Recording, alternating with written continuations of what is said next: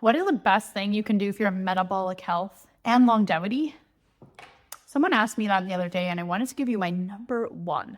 And it doesn't involve diets, macros, calorie counting, crazy exercise, or anything like that. And it's not something a lot of people have high on their radar, but I think it is absolutely crucial, and the data support it too. You can care for your metabolic health and your circadian rhythm, your overall longevity, by making sure you follow the rhythms nature intended for us when it comes to when to eat and when not to eat. This is so important, and it's something that experts and influencers out there yelling about nutrition and which diet and blah, blah, blah, they get it wrong all the time.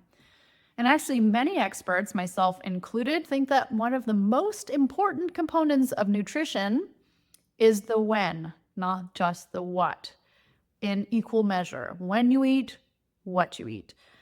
So what does this mean? This means you want to eat the bulk of your food during the day, when you're moving your body and or using your big hungry brain for focused tasks. This is what nature designed our bodies, how we evolved, to be digesting, metabolizing, absorbing nutrients, creating energy to burn, rather than slowing down the activity, stopping food intake, resting, sleeping. Our digestive processes naturally slow down later in the day. They're supposed to. So we produce less digestive enzymes, stomach acid, our insulin falls in the evening, preparing us for sleep and the rise of melatonin at night. Those are actually mutually exclusive things, insulin, melatonin. And so if we're eating at night, that's just not what our bodies are designed to do, and it causes big problems, especially for our long-term health. We don't digest well, which causes inflammation and raises blood sugar and cortisol the next day, along with low energy or energy roller coasters. And especially as we get older and we become universally less insulin sensitive, we store the nighttime snacking calories preferentially as fat. Anyone who wears a wearable device will actually see the negative impacts of late eating in their data the next day if they have a late dinner or are snacking at night. Over time, you'll gain weight, your blood sugar regulation will go wonky, your cholesterols will soar, and you may become insulin resistant, potentially diabetic, and predisposed to cardiovascular disease. This is a big deal, and it's often overlooked. And the reason I wanted to raise this conversation is because a big mistake I see all the time with almost everyone I work with, even those who are super well informed, is this well-meaning trend of intermittent fasting by skipping breakfast and shifting the bulk of caloric intake into the latter half of the day, or heaven forbid, the evening.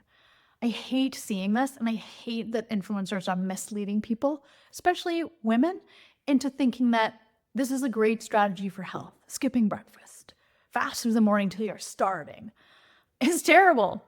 And don't get me wrong, I love intermittent fasting. It definitely has a place and a purpose. I use it all the time. I'll often recommend it, but many of us are not doing it the healthiest way. And I think people need to shift the eating window and the caloric intake earlier in the day and stop the eating at night. Like, do not eat within 3 hours of bedtime. That's a big thing for a lot of people, and it's an adjustment, but once you get used to it, it feels so much better. You'll sleep better, and so everything else will work better too.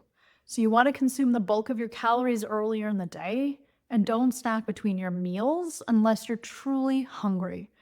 So you should actually be able to go 5 or 6 hours between meals without needing to eat if you're fueling yourself appropriately and you have a healthy metabolism. And that sort of excludes if you're an elite athlete or have done some major training thing. So coming back to the point I touched on in the beginning, when you don't eat is incredibly important too. So giving that digestive system a rest in the evenings, especially overnight, not constantly snacking through the day as well. So even if you only eat in a window of 8 hours a day and fast for 16, that 16-8 classic thing, this is super important. You don't want to be snacking through that 8 hours. Have square meals. And the reason is that, digestion is an energetically expensive process, and you don't want to be riding that insulin roller coaster all the time either. This is one of my favorite things to say because people don't realize that constantly grazing is actually taking a molecular toll on their bodies. It takes a lot of energy away from important cellular renewal processes your body would otherwise be doing to maintain your health in the background. This is all about the big picture of longevity, as well as your day-to-day health.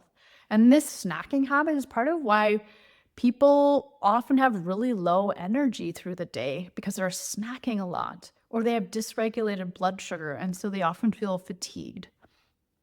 So, big picture, here are a few things to look at, a few takeaways. Are you under eating earlier in the day? Are you snacking between meals when maybe you shouldn't? Are you hungry every couple of hours and perhaps not fueling appropriately to get, 5-6 hours between meals? And one final note on eating breakfast. I'll often get clients saying, I do this fasting thing because I can't eat in the morning. I'm never hungry till 11 a.m. Well, I will assure you that's because you've conditioned your body to behave that way because you're eating so late.